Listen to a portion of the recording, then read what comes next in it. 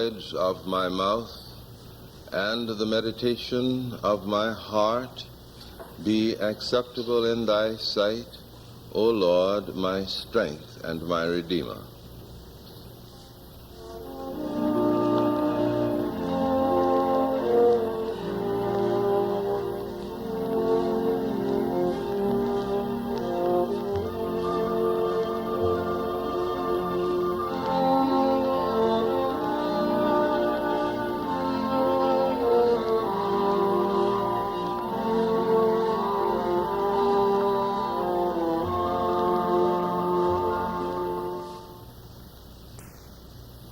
I'm beginning today another facet of our discussion of working philosophies of life, and will do the broadcast which was interrupted last week.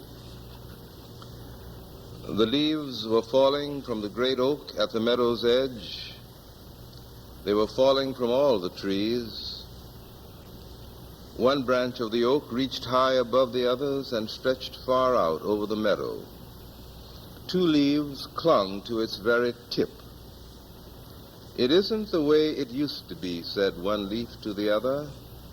"No," the other leaf answered.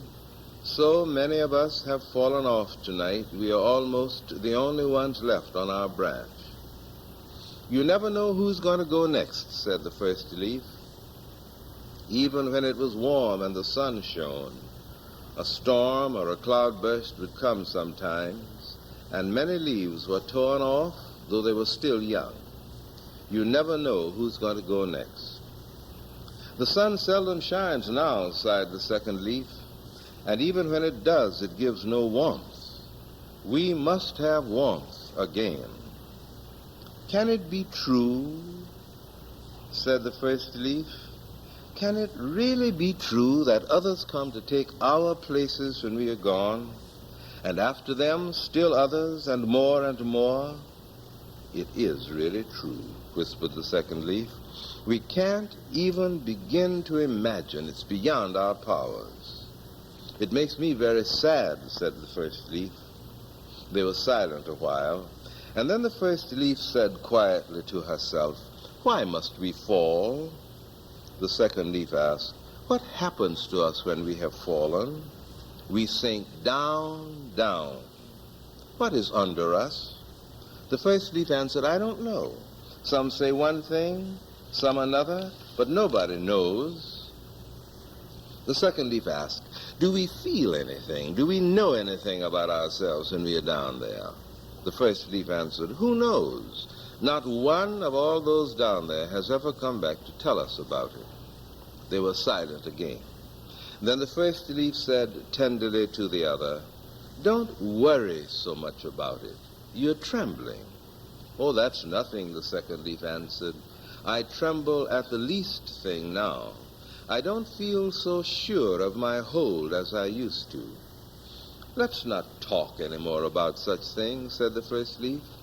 The other replied, "No, we'll let be, but what else shall we talk about?" She was silent, but went on after a little while, "Which of us will go first?" "There's still plenty of time to worry about that," the other leaf assured her. "Let's remember how beautiful it was, how wonderful, when the sun came out and shone so warmly that we thought we'd burst with life. Do you remember? And the morning dew and the mild and splendid nights." "Now the nights are dreadful," the second leaf complained, "and there is no end to them." "We shouldn't complain," said the first leaf gently. "We've outlived many, many others." "Have I changed much?" asked the second leaf shyly but determinedly. "Not in the least," the first leaf assured her. "You only think so because I've gotten to be so yellow and ugly. But it's different in your case." "You're fooling me," the second leaf said. "No, really," the first leaf exclaimed eagerly. "Believe me, you're as lovely as the day you were born. Here and there may be a little yellow spot, but it's hardly noticeable and only makes you handsomer. Believe me." "Thanks," whispered the second leaf, quite touched. "I don't believe you, not altogether, but I thank you because you're so kind. You've always been so kind to me. I'm just beginning to understand how kind you are." "Hush," said the other leaf, and kept silent herself, for she was too troubled to talk any more. Then they were both silent. Hours passed. A moist wind blew cold and hostile through the treetops. "Ah, now," said the second leaf, "I—" Then her voice broke off. She was torn from her place and spun down. Winter had come.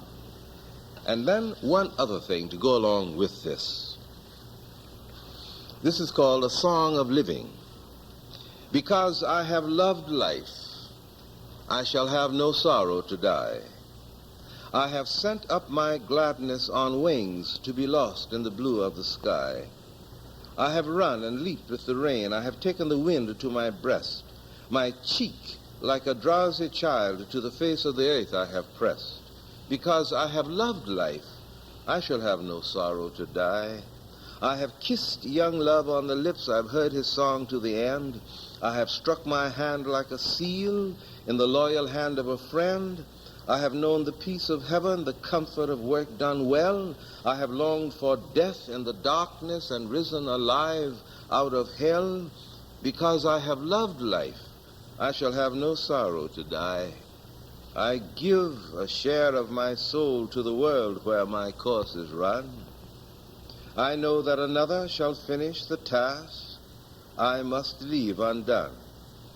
I know that no flower, no flint was in vain on the path I trod. As one looks on a face through a window, through life I have looked on God. Because I have loved life, I shall have no sorrow to die." Death is a common part of the experience of all living things. It represents a radical form of failure, the failure of the organism. All life moves in a cycle from birth to its end, and the cycle is a very logical one. Birth, babyhood, childhood, youth, manhood, maturity, old age. But death is not a part of this cycle. Death, in some sense, is outside of the cycle, for it may invade the cycle at any particular point. At babyhood, childhood, youth, manhood, old age, death is outside the cycle. Sooner or later, then, every human being must come to grips with the fact of death as a part of his experience of life. Now, this does not mean that the contemplation of death should bring morbidity. It does not mean that it is something of necessity that needs to be dreaded. But it is something which has to be faced. Therefore, all religions of any kind, however significant they may be, know that they must, at some point, if they are to meet the deepest needs of the human spirit, they must give to the human spirit some insight, some feeling tone, some preparation for dealing with this fundamental and basic aspect of life. There are 2 or 3 very simple suggestions that I would make about the meaning of death. In the first place, death is something that belongs in human experience, in all experience, whatever the nature of the experience may be. Each person is aware that he deals with his experiences at 2 levels. As a participant, as a person who is doing what he is doing, and also as a person who is observing himself as he does what he is doing. So that this twofold dimension is the way in which all human beings relate to the experiences of their lives, as an observer of themselves participating in the things that they are doing. Now, it seems to me, all aspects of life, every phase of life, in this sense, is episodic. It is something that the individual is experiencing, but no phase of life is capable of containing all that the individual is. There is a margin left in which the individual, as the observer, is never completely involved in the thing that he's doing. Now, death is one of the events in life. And it belongs in the category of events, in the scale of events. And therefore, even with reference to death, the individual is a participant in his own death, but there is a sense in which he stands outside of it. For the human spirit has the ability to detach itself from the body. Now, this means then that death is something that takes place in life. There's a sense, you see, in which life and death are twins, are aspects of something larger that we call life, but unfortunately we must use the same word. So that there is a sense in which life and death are one. There's a sense in which life contains both life and death. Therefore, death is a thing which happens not to life, but which happens in life. It is an experience in life, but there is a sense in which a man knows that something within him is never quite penetrated, never quite touched, never quite involved in the experience which he's going through.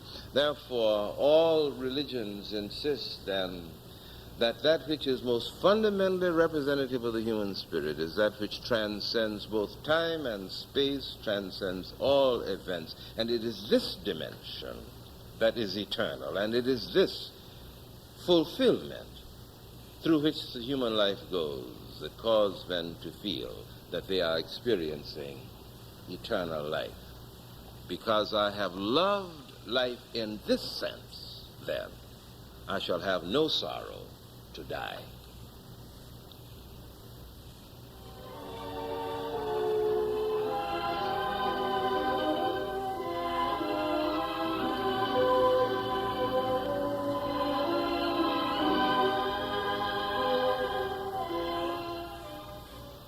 Let the words of my mouth and the meditation of my heart be acceptable in thy sight, O Lord, my rock and my redeemer.